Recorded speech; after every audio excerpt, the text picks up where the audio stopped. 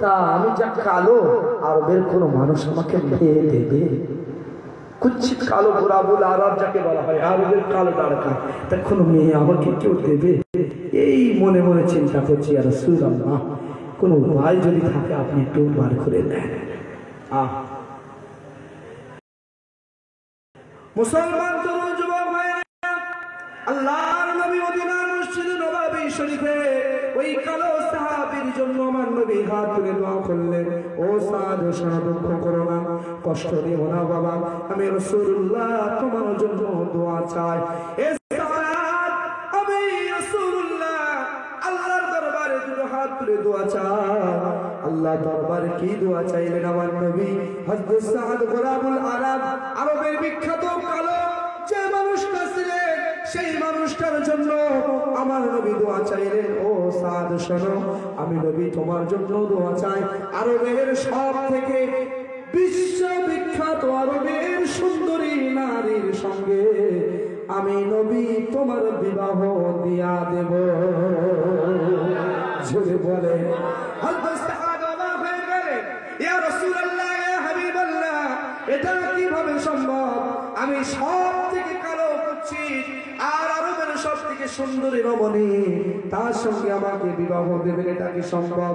আমার নবী বলে, সাদ তুমি কি করবা বলো, হ্যাঁ কিনা, তুমি কি রাজি আছো বলো।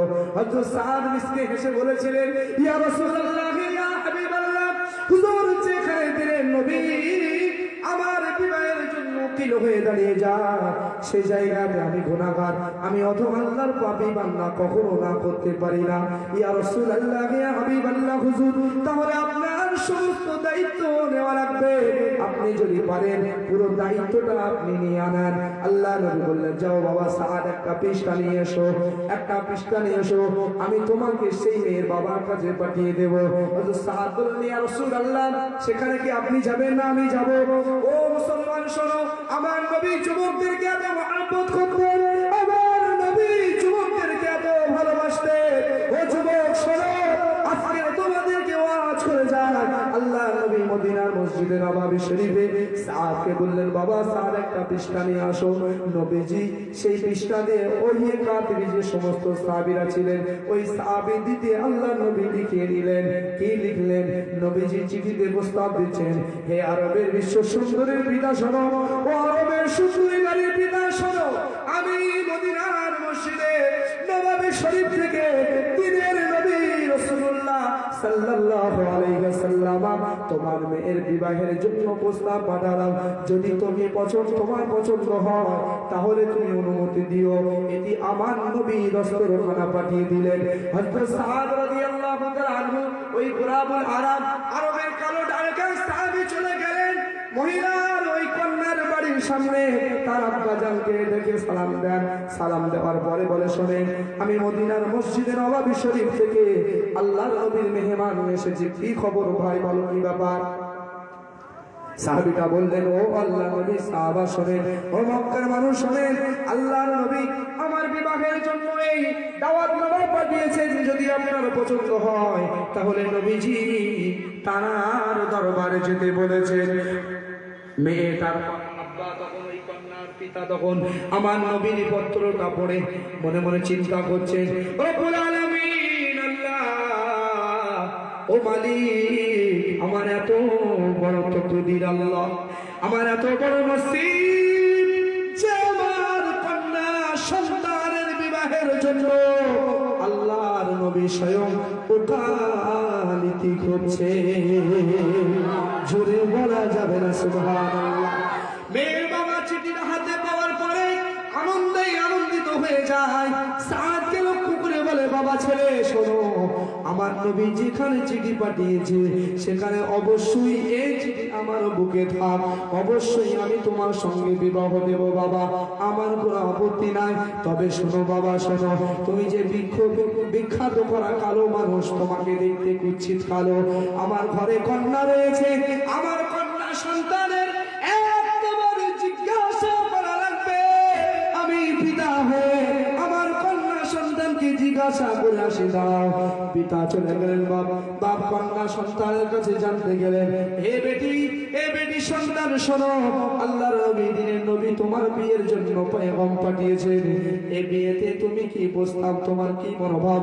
মেয়েটা এক বাক্যে বলেছেন, আব্বা জান শোনেন, আব্বা জান শুনে রাখুন, আমি আরবের বিখ্যাত করা সুন্দর রমণী, আমার জন্য স্বয়ং দিনের নবী জানা ওসিলা করে আমার আল্লাহর রূপ দিয়ে সুন্দরী আল্লাহ বানিয়েছে, জানা ওসিলা করে আমার আল্লাহ কুল কায়নাত বানিয়েছে, জানা ওসিলা করে আমার আল্লাহ তামাম দুনিয়া বানিয়েছে। সেই নবী আমার বিবাহের জন্য দস্তকার মুকালিদি হিসাবে আমার নবী দাওয়াত পাঠিয়েছে। অতএব কোনো সন্দেহ না, আব্বা জান আমি অনুমতি দিলাম।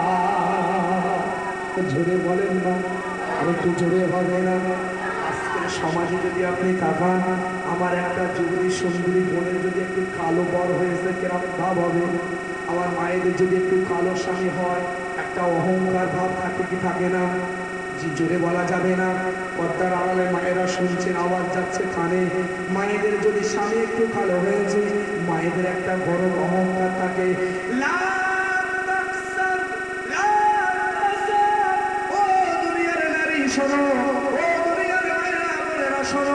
আপনার স্বামী হয়তো কালো, আপনার স্বামী হয়তো খাটো, আপনার স্বামীর পাটা হয়তো একটু ফাটা, তকদিরে ছিল হয়ে গিয়েছে, আল্লাহর হুকুম ছিল বিবাহ হয়ে গিয়েছে। শুনে রাখেন, আপনি যদি আপনার স্বামীর সঙ্গে আপনার রূপ গৌরব নিয়ে যদি অহংকার করেন, আমি আব্দুর রহিম আজকে আপনাকে জানিয়ে দিলাম, আপনি কখনো আল্লাহ পাকের জান্নাতের সুগন্ধি পাবেন না। আবার কিছু ছেলে রয়েছে আমার সমাজে, কিছু আমার যুবক ভাই রয়েছে, বউটা যদি একটু কালো হয়, অপরের বোন দিকে মন চলে যায় কি যায় না?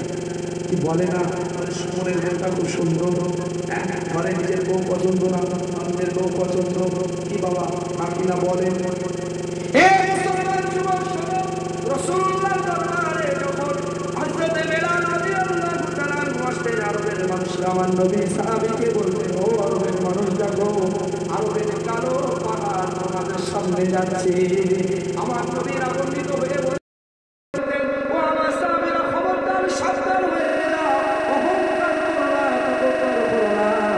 আমার বেলালকে আমার আল্লাহ পছন্দ করে। একবার জোরে বলা যাবে না? বেলালকে আমার আল্লাহ কেমন ভালোবাসে, ইসলামের দৃষ্টান্ত আমি আপনাকে দিই। হাদিসে রয়েছে, হযরত বেলাল দেখতে ছিলেন খাটো, গায়ে রাখতে ছিল কালো, রাতটা ছিল বসা। সে বেলালের আযান তাম দুনিয়ার মানুষ কেন হযরত বেলালের আযান আরশে আজিম থেকে সমস্ত মালায়েকা ফেরেশতারা স্বয়ং আমার আল্লাহ বেলালের আযান শুনতে। আল্লাহু আকবার বলে। দেখতে কি কালো কুচ্ছিত রঙের, খাটো দেখতে, নাকটা বসা, আফ্রিকান, সেই বেলালকে আল্লাহ তাআলা এত সম্মান দিলেন, এত ইজ্জত দিলেন, এত তাজিম দিলেন, যে বেলালের আযান স্বয়ং আল্লাহর আরশে আজিম ভঙ্গ হয়ে যেত। একবার জোরে বলুন সুবহানাল্লাহ। ও মুসলমান ভাইরা, আমি আপনাকে দৃষ্টান্ত দিতে দিতে আর একটা বিস্তারিত ব্যাখ্যা বেশি দেব না, সময় হয়ে এসেছে। তবে খুব ভালো করে বোঝেন, হযরত বেলাল রাদিয়াল্লাহু তাআলা আনহু তিনি যখন মসজিদে নববী শরীফে আসতেন, আমার নবী বলতেন, বাবা বেলাল, ও বাবা বেলাল, একটু সুন্দর করে আযান দাও, তোমার আযানটা আমার আল্লাহ পছন্দ করেন। একদিন মসজিদে নববী শরীফে হযরত বেলালের জায়গাতে আমার নবীর একজন সাহাবী আযান দিলেন। দেখতে পাওয়া যায় ভোর আর থাকে না, সকাল হয় না, অন্ধকার হয়ে রয়েছে, অন্ধকার হয়ে রয়েছে, সকাল হয় না, কি ব্যাপার? আল্লাহ নবীর কানে খবরটা চলে যায়। রাসূলুল্লাহ সাহাবীদেরকে ডাক দিয়া বলে, ও সাহাবীরা, কি ব্যাপার? আজকে নববী শরীফে কে আযান দিয়েছে? বাবা হযরত বেলাল রাদিয়াল্লাহু তাআলা ডাক দিয়ে বলে, বাবা বেলালকে আযান দিল। হযরত বেলাল বলে, ইয়া রাসূলুল্লাহ, আমার আসতে একটু দেরি হয়েছে, হয়তো আপনার কোনো মহব্বতের সাহাবী আযান দিয়ে ফেলেছেন। ইয়া রাসূলুল্লাহ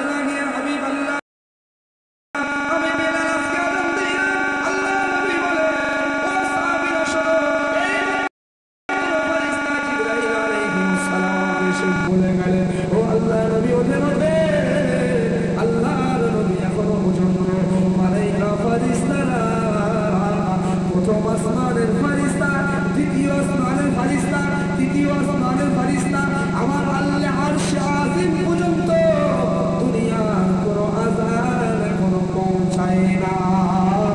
এই জন্য আল্লাহ পাকের মালায়েকা ফারিস্তারা ওয়াশ-শামসু ওয়াল কমারু বিহুসবানিন ওয়ান নাজমু ওয়াশ-শাজারু ইয়াসজুদান।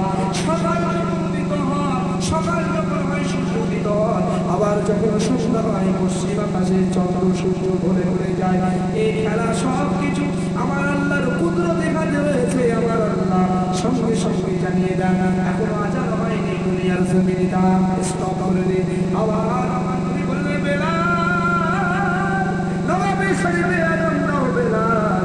আল্লাহর নবী সাহেব আজান দেওয়ার পরে আমার আল্লাহ আস্তে আস্তে আবার অন্ধকার কাটিয়ে দিয়ে ধীরে পরিণত করে দেয়। জোরে বলেন সুবহানাল্লাহ। সহজে ঈমান আনতে পারেনি বাবা, এত সহজে ঈমান আনতে পারেনি। যদি ইসলামে আপনি দেখেন, ইসলামিক হিস্ট্রি আপনি যদি পড়েন, হযরত বেলালকে এত কষ্ট দেওয়া হয়েছিল, এত কষ্ট দেওয়া হয়েছিল। হযরত বেলাল জবাব দিয়ে বলতেন আহাদ আহাদ আহাদ আহাদ, আল্লাহ আল্লাহ। এই আমল তিনি করতেন বেশিরভাগ।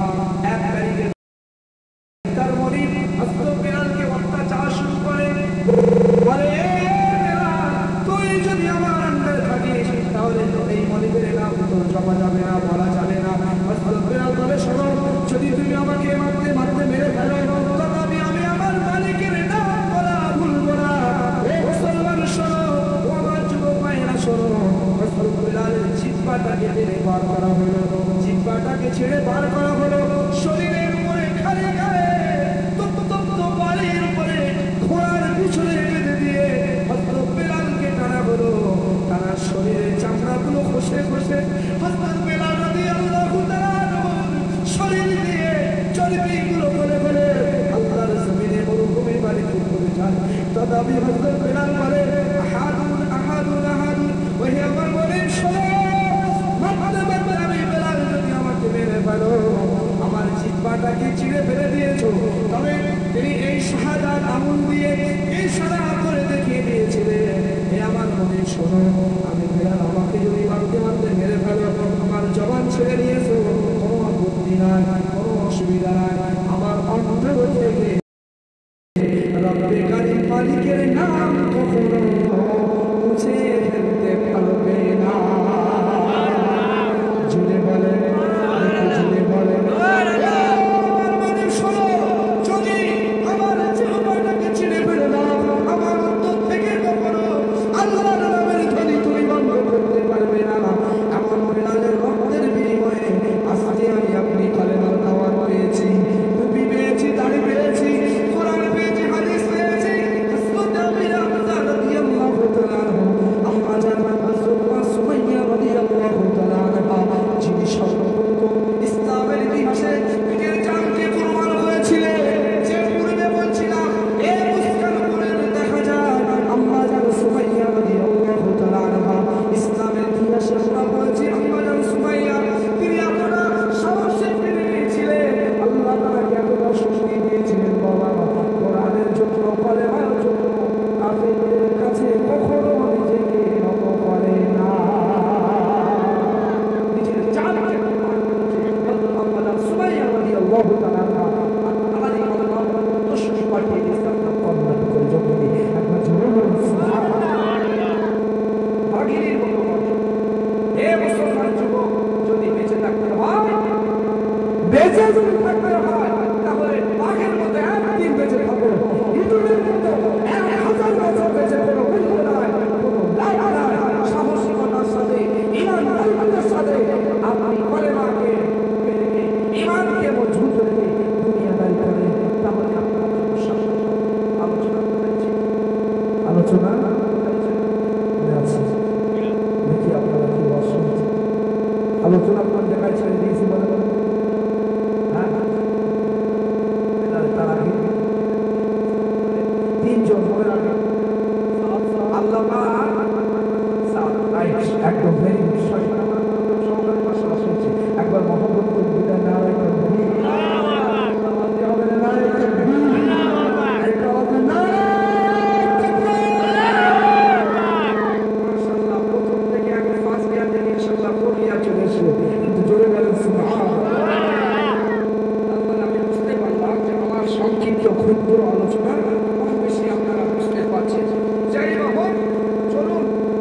যদি লক্ষ্য করি আল্লাহ পাক এই দুনিয়ার জমিনে তিনজন কালো মানুষ, বিখ্যাত করা তিনজন কালো মানুষ পাঠিয়েছিলেন। একজন হলো বেলাল, আর যে কথা বলছিলাম হযরত সাদ রাদিয়াল্লাহু তাআলা আনহু, যিনি এসেছেন আমার নবীর দরবারে চলে আসলেন। ইয়া রাসূলুল্লাহ, ইয়া হাবিবাল্লাহ, হুজুর আনন্দের সংবাদ, সুসংবাদ। আমার নবী বলে সাহাবী কি সুসংবাদ? ইয়া রাসূলুল্লাহ, ইয়া হাবিবাল্লাহ, আপনার প্রস্তাব কি তিনি গ্রহণ করেছেন? বলে গ্রহণ করেছেন। এবারে উপায় কি? আমার নবী একটু মশগুল বলছেন, বাবা বিয়ে তো করবা, টাকা পয়সা দাও। বুঝতে পারেন, বিয়ে করতে টাকা পয়সা লাগে কি? গহনাগাটি কেনা লাগবে, হ্যাঁ, জামা কাপড় কেনা লাগবে, আপনার দিরহাম মোহরানা দেওয়া লাগবে। কথা ঠিক না ভুল? আমার নবী সাহাবীকে বললেন, সাহাবী, ও সাহাবী, এই দেড়মোহর কোথায়? দেড়মোহর দিতে হবে তো, দেড়হাম কিছু না। সাহাবী বলছে, আমি তো ঘুরবি, যা কিছু করতে পারবো না। জোরে বলুন সুবহানাল্লাহ। সাহাবীটা এত গরীব ছিলেন যে নিজের কাছে বিবাহ করার জন্য তার স্ত্রীকে যে দিরহাম দেবেন সেই দিরহামের টাকাটা ছিল। জোরে বলুন সুবহানাল্লাহ। এই রাসূলুল্লাহ, আমি তো এই দুঃখেই আপনার কাছে এসেছি। ও মুসলমান ভাইরা, গভীরভাবে শুনে আল্লাহর নবীর কি আদর্শ, কি নিয়ামত আমাদের কাছে দিয়েছিলেন। নবী আমার দৃষ্টান্ত দেখিয়ে দিয়ে গেলেন।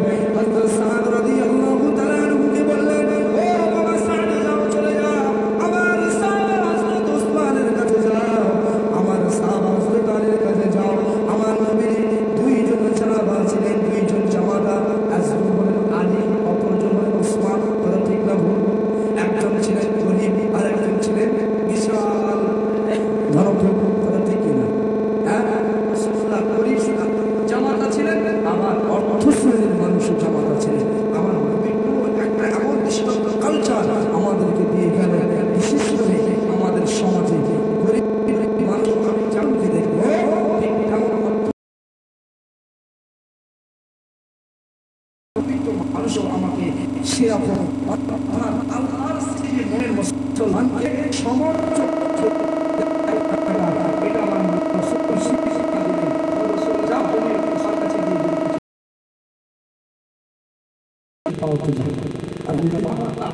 কি আছে? আলী রাদিয়াল্লাহু আনহু সামনে আছে। আমার নবী চালে, আমার নবী চালে, যাও, তোমার এই বন্ধুকে কিছু দাও, বিয়ে করবে।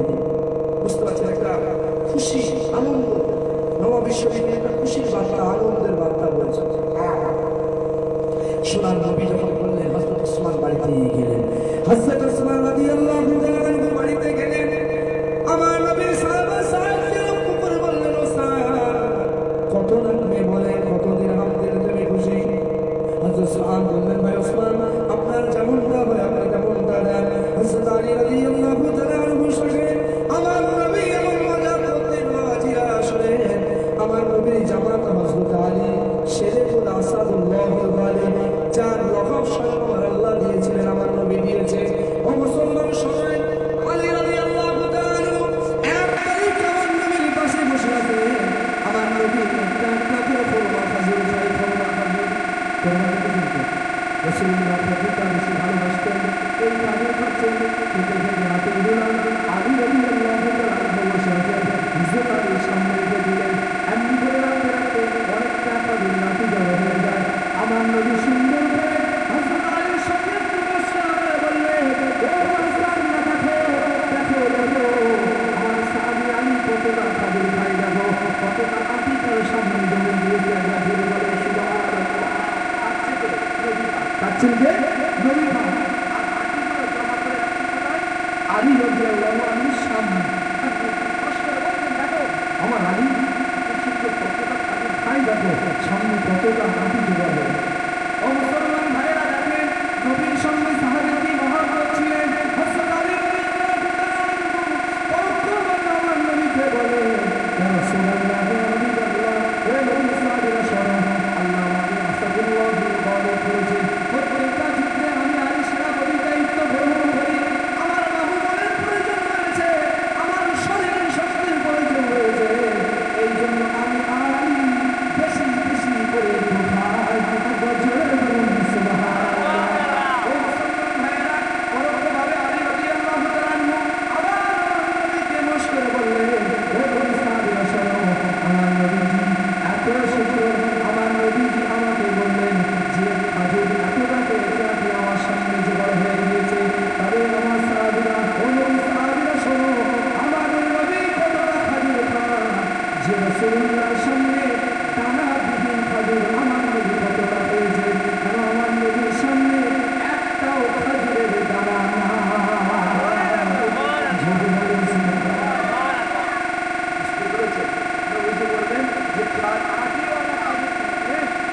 আলী বলছে যে রাসূলুল্লাহ দেখো আগে দেখো আলী আমার নবী কতটা ঘটনা করেছে যে আমার নবীর সঙ্গে একটাও দানা নেই, তার মানে দানাবিহীন খাজুর আল্লাহ রাসূল বেশি খেতে পছন্দ করেন। একবার জোরে বলুন সুবহানাল্লাহ।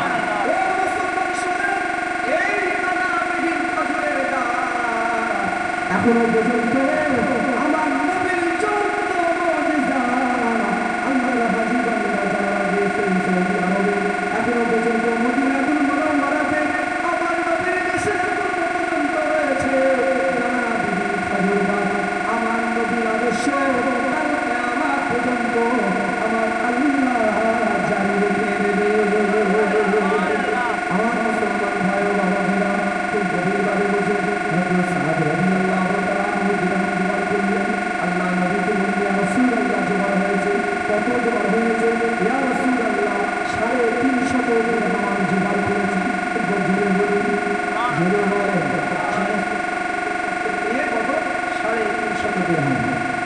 সেই 350 দিরহাম নিয়ে এবার বলছে, যা তোমার বিবাহের বাজার করে নিয়ে আসো, মদিনার বাজারে চলে যাও। খুশিতে আনন্দে আত্মহারা, আজকে আমার বিবাহ দেবে আল্লাহর নবী, এত আনন্দ খুশি কাছে। আবার যাত্রার সঙ্গে কি বিয়ে হবে? কি বলে কথা বলে? যাত্রার সঙ্গে বিবাহ হবে না, কালো মানুষটা কালো, আবার বিয়ে হবে আরবের সব থেকে সুন্দরী নারীর সঙ্গে। আনন্দ হবে কি হবে না? ধরে বলে হবে কি হবে না? আনন্দ খুশিতে চলে গেলেন মদিনার বাজারে। মদিনার বাজারে বাজার করবেন, এমন এই মদিনার বাজার থেকে আওয়াজ করছে, ও মদিনার যুবক, ও মদিনার যুবক, আজ শোনো, যুদ্ধের রাত এসেছে, যুদ্ধের রাত এসেছে। ইমানের জন্য, তলোয়ারের জন্য, কে যুদ্ধে যাওয়ার জন্য প্রস্তুত আছো? তৈরি হয়ে নাও। ও মদিনার যুবক, আল্লাহ নবীর বাণীকে ছড়ানোর জন্য, ইসলামের জন্য, কলমার জন্য এমনকি যুবক রয়েছে মদিনা শরীফে। এই আওয়াজটা হযরত সাঈদের কানে পৌঁছে যায়।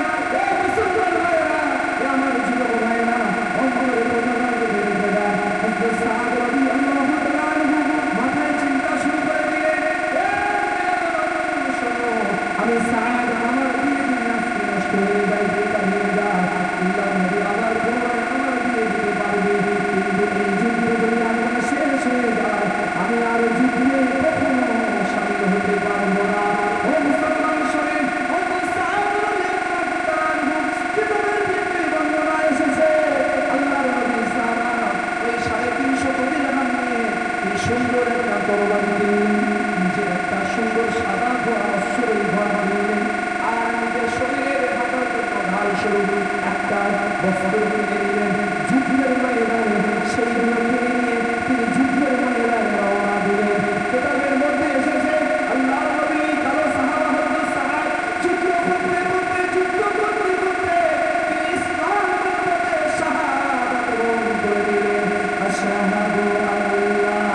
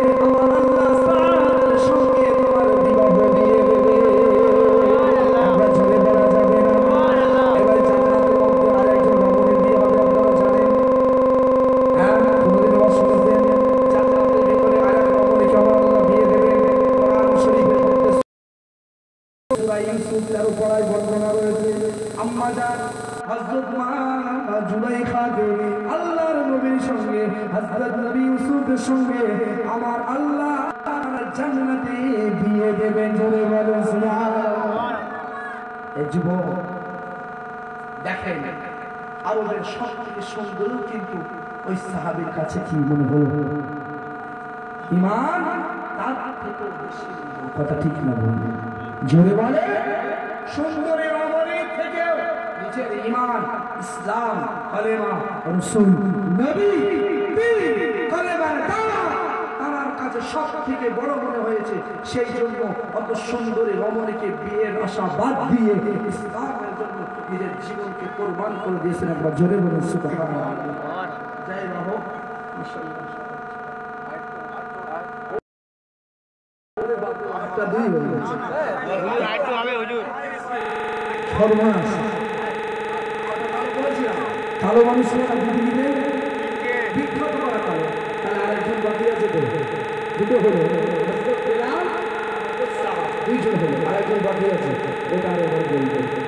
আল্লাহ যদি আমার সময় আনেন তখন দেখেন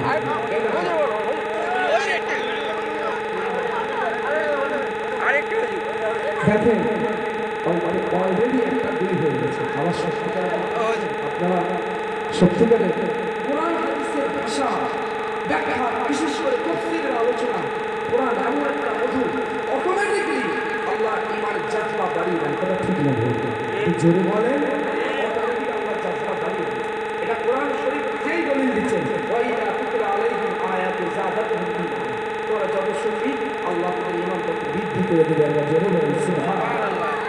অতএব আমার মুসলমান ভাই ও বাবাজিরা, পূর্বে যে কথা আমি বলছিলাম, শুরুতেই কি বলেছিলাম? তা'মুরুনা বিল মারুফি ওয়া তানহাউনা আনিল মুনকার। বারবার বলছি, আবারও বলছি, ভাই দ্বন্দ্ব অশান্তি করবেন না। আজকে আমরা সবাই এক, আমরা মুসলমান, এটাই আমাদের পরিচয়। আমরা কলেমাওয়ালা ভাই, এটাই আমাদের পরিচয়। আমরা এক ইসলামের ছায়া ধরে থাকতে চাই, এটাই আমাদের পরিচয়। এই একাত্মবাদ যতদিন আমাদের মধ্যে আসবে, ততদিন কিন্তু আমাদেরকে একটি অপমান করতে হবে। আল্লাহ আমাদেরকে প্রত্যেকে এক ইসলামে আনা আশা তৌফিক দান করেন। জোরে বলেন আল্লাহুম্মা আমিন। আজকে আপনাদেরকে যে অজান করলাম, ঠিক তেমন কোরআন শরীফের মধ্যে 21 পারা আমার আল্লাহ সূরা লোকমান, তার নামে আল্লাহ একটা সূরা নাযিল করে দিলেন। একবার জোরে বলেন সুবহানাল্লাহ। জোরে বলেন সুবহানাল্লাহ। সেই কালো মানুষটার নাম কি হবে? হ্যাঁ, জোরে বলেন। সূরা লোকমান। আল্লাহ এই কালো মানুষটার প্রতি এতটা খুশি, স্বয়ং মালিক খুশি হয়ে আল্লাহ বলেন, লোকমান তোর ওসিয়ত আমি আল্লাহ এতটা খুশি হয়েছি যে ওসিয়তের কারণে আমি আল্লাহ কোরআনে তোর নামে একটা সূরা নাযিল করে দিলাম। জোরে বলেন সুবহানাল্লাহ। জোরে বলেন সুবহানাল্লাহ। বাবারা যারা আছেন, আমার মুরব্বিয়ান চাচা জনগণেরা যারা আছেন, আপনারা ওসিয়ত করেন ছেলেদের? হ্যাঁ কিনা বলতে হবে। আমি প্রথমেই বলেছি, আমি করবো ওয়াজ, আপনারা দিবেন আওয়াজ। কথা দিন লাগবে। হ্যাঁ, আমার মুরব্বি চাচাদের ছেলেদের ওসিয়ত করেন কি? হ্যাঁ কিনা বলেন? সন্তান যারা আছে আপনাদের আপনারা যারা ওসিয়ত করেন, ওসিয়ত আদেশ করেন। হ্যাঁ, দেখেন 3 নাম্বার কালো আল্লাহ যাকে করেছিলেন হযরত লুকমান হাকিম, যার উদ্দেশ্য করে আমার আল্লাহ তাআলা কোরআন শরীফে সূরা নাযিল করলেন এবং তারা সন্তান সম্পর্কে একদিন ডাক দেয়া বলছেন, ও আমার সন্তান সম্পর্কে শোনো, আমি তোমাদেরকে কিছু ওসিয়ত কথা ওসিয়ত করেছে, মনে রাখবেন। এগুলো খুব সুন্দর আলোচনা, গুরুত্বপূর্ণ, এগুলো মনে রাখবেন। যে হযরত লুকমান হাকিম তিনি 13টা ওসিয়ত তার সন্তানের জন্য করেছিলেন। একবার জোরে বলুন সুবহানাল্লাহ।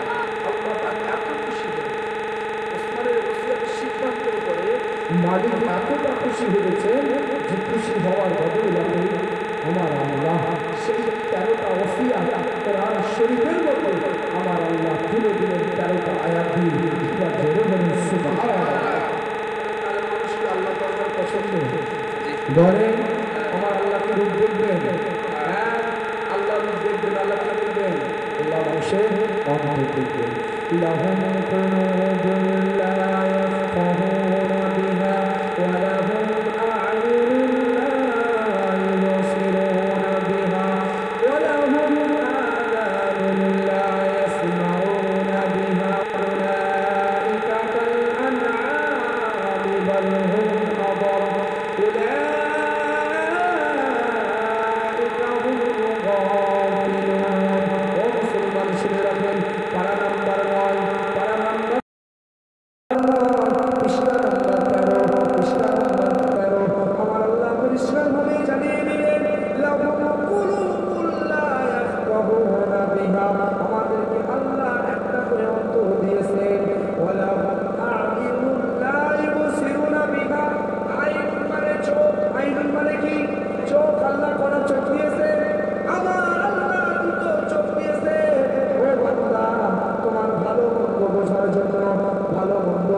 জন্য, সব কিছু বুঝে নেওয়ার জন্য আমার আল্লাহ দুটো চোখ দিয়েছে। ওয়ালাহুম আইনুন লা ইউবসিরুনা বিহা ওয়ালাহুম আযানুন লা ইয়াসমাউনা বিহা। শুধু আমার আল্লাহ আরো বলেননি, আমার আল্লাহ বললেন তোমাদেরকে আমি আল্লাহ দুটো করে কান দিয়েছি শোনার জন্য। জোরে বলেন সুবহানাল্লাহ, আস্তে জোরে বলেন, জোরে বলেন। আল্লাহ চোখ দিয়েছেন দেখার জন্য, আমার আল্লাহ কান দিয়েছে অন্তরকে রাখার জন্য, অন্তরকে পরিষ্কার রাখার জন্য, আমার আল্লাহ কান দিয়েছেন শোনার জন্য। আমার আল্লাহ সেদিন বলবে আল-ইয়াউমা আকমালতু লাকুম দীনাকুম ওয়া আতমামতু আলাইকুম নি'মাতি ওয়া রাদিতু লাকুমুল ইসলাম দীনা। আমি তোমাদের কাছে ইসলাম ধর্মটাকে, দিনটাকে পরিপূর্ণভাবে দান করেছিলাম। বান্দা কি এমন আমল করেছো দেখাও। আমাদের শরীরের প্রত্যেকটা লোক আল্লাহ দরবারে সাক্ষী দেবে, প্রতিটা আঙ্গুলগুলো সাক্ষী দিতে থাকবে। শরীরের অঙ্গ প্রত্যঙ্গগুলো তাদের সামান আল্লাহ খুলে দিবে। এই মুসলমান শোনেন, আজকে এই কোরআনের মাহফিলে বসেছে, এই কোরআনের মাহফিলে বসে আপনি যে ওয়াজ নসিহত করুন, কোরআনের আয়াতগুলো শ্রবণ করলে আজ থেকে যদি আপনি এই আমল করে যান, কালকে আমাদের ময়দানে মাশারে আমার আল্লাহ আমাকে এবং আপনাকে একসঙ্গে জান্নাতের বাসিন্দা বানিয়ে দেবে। শুনে বলেন না সুবহানাল্লাহ। হবে না, আল্লাহ পাক সব কিছু দিয়েই দিয়েছে। হ্যাঁ, অন্তর দিয়েছে পরিষ্কার রাখার জন্য। এখন সেই কলবে খুব ভালো করে বুঝে, খুব ভালো করে বুঝে।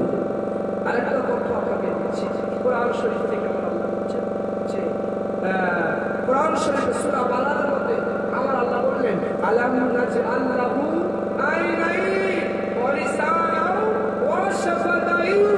খুব ভালো করে বুঝেন, আলাম নাজআল লাহু আইনাইন, আমি আল্লাহ তাদেরকে দুটো করে চোখ দিয়েছি। আর আলাম নাজআল লাহু আইনাইন ওয়া লিসানান ওয়া শাফাতাইন, আর তাদের দুই ঠোঁটের মাঝখানে আমি আল্লাহ তাদের জিহ্বা দান করেছি।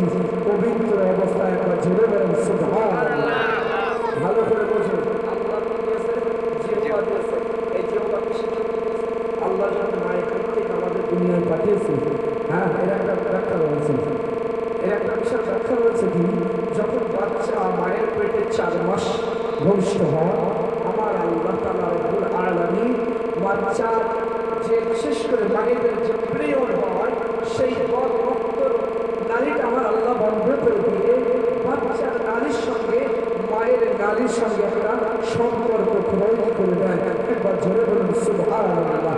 ওই জায়গায় খাওয়া দিতেও পারবে, হ্যাঁ, খাওয়া দিতেও পারবেন। পৃথিবীর কোনো বিজ্ঞানীর ক্ষমতা আছে ওই জায়গায় বাচ্চাকে খাইয়ে মানুষ করতে পারে?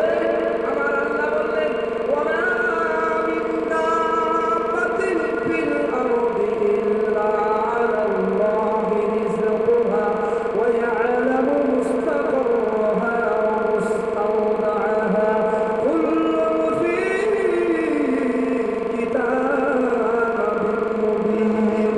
ও দুনিয়ার মানুষেরা, তোমরা একটা দুটো তারপরে চিন্তা করো কি খাওয়াবে, কি করে মানুষ হবে, কে খাওয়াবে। আই ভাই নাই, আমার আল্লাহ পরিষ্কার করলে বান্দা শুনে রাখো, আমি আল্লাহ আসমান থেকে তাদের রিজিক আমি আল্লাহ পাঠিয়ে দিই। একবার জোরে বলুন সুবহানাল্লাহ।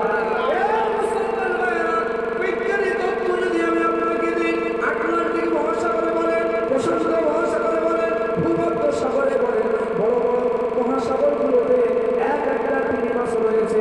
বিজ্ঞানীরা বলছে যে এক একটা তিমি মাছ এক এক দিনে 25 টন করে খাদ্য তারা খায়।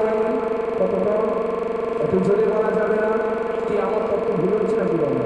হ্যাঁ, ইন্টারনেট নেট করে দেখে নেবেন। 25 টন খাদ্য এক একটা তিমি মাছ আমার আল্লাহ এক এক দিনে খাওয়া। ও মুসলমান শোনেন, খুব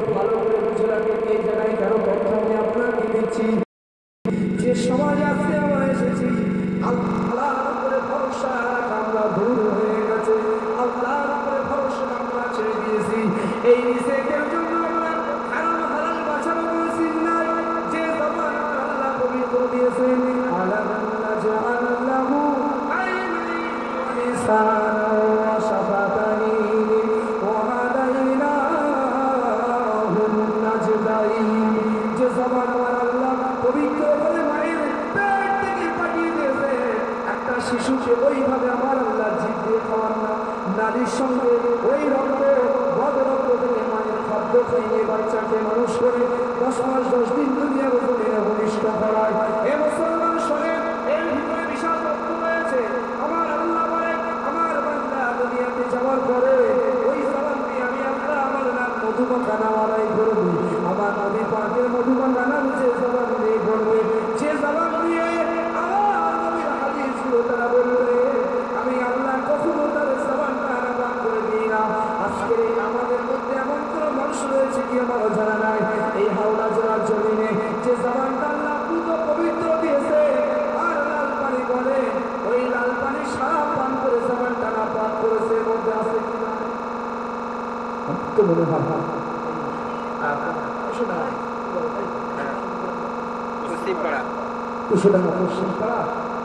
লাল পানি খাওয়ার মানুষ আশা করি না, আমাদের এখানে সব পাবে না। ও যা আছে আপনাদের 24 পরগনা বারাসাতের দিন আছে। খুব ভালো করে বোঝে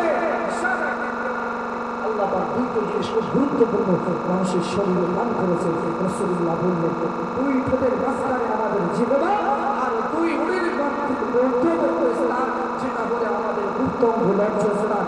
এই দুটো জিনিসকে যে হেফাজত রাখতে পারবে 100% গ্যারান্টি। রাসূলুল্লাহ সুবহানাহু হাদিস দিয়ে আমার নবী পুরো পবিত্র দাবি দিয়ে তিনি বলে দিয়েছে ওই ব্যক্তিটা ওই আমার উম্মতি জান্নাতে নিয়ে যাওয়ার জন্য আমি রাসূল জিম্মেদার হয়ে যাব। একবার জোরে বলুন সুবহানাল্লাহ। বুঝতে পারলেন? খবরদার নিজেকে সাবধান করে না।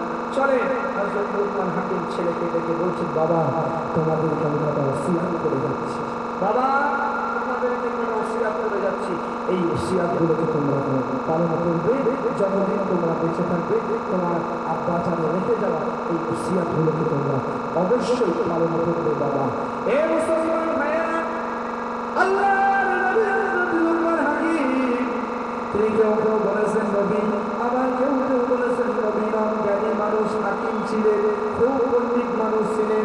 আমার আল্লাহ এত খুশি হয়েছেন হযরত লুকমান হাকিম ছেলেকে ডাক দিয়ে বলে ইনকালা লুকমানুল বিনিহি ইয়া বুনাইয়া লা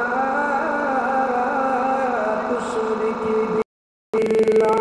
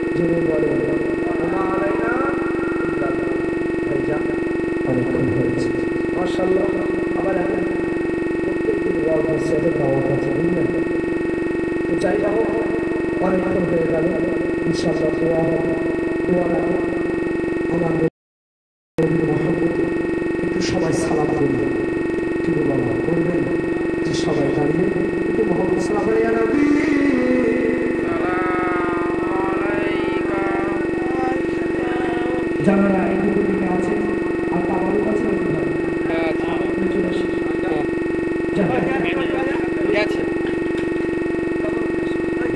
যারা এদিকে করে ছেড়িয়ে ছেড়ে আছেন ভাই দোয়া হওয়া চলে আসেন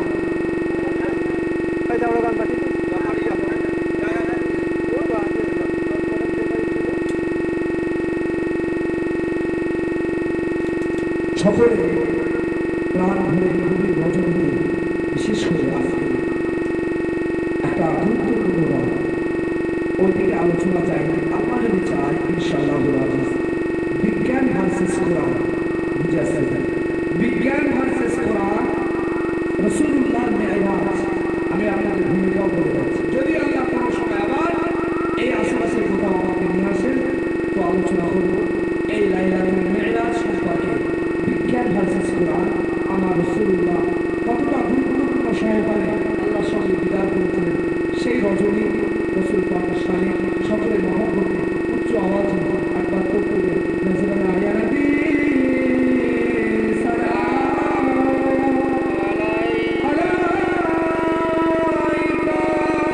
রাসূল সালাম আলাইকা ইয়া হাবিব সালাম আলাইকা সালাওয়াতুল্লাহ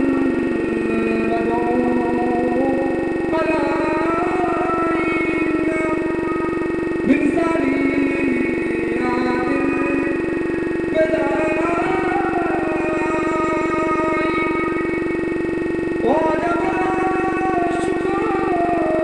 طلع البدر علينا من ثنيات الوداع وجب الشكر علينا ما يا حبيب السلام صلوات الله جبرائيل ডাকে মিম্বরে খুলে দাও আসমান আরে এসেছে নবীদের সন্তান করিতে আল্লাহ আরো দিদার নবী সালাম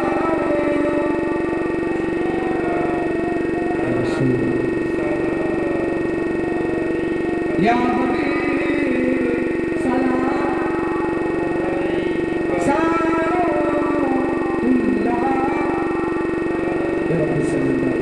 সকলে বিসমিল্লাহ সঙ্গে সূরা ফাতিহা শরীফ ইখলাস সূরা ইখলাস শরীফ তিনবার পাঁচবার দরুদ শরীফ করে মনে পড়ে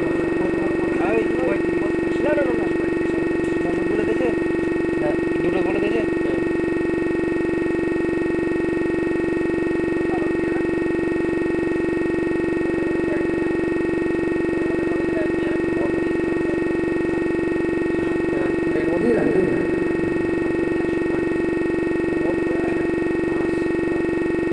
কমিটি ভাইরা তাবারুক দিয়ে যায় তাবারুক সবার হাতে পৌঁছে যাবে দোয়া হবে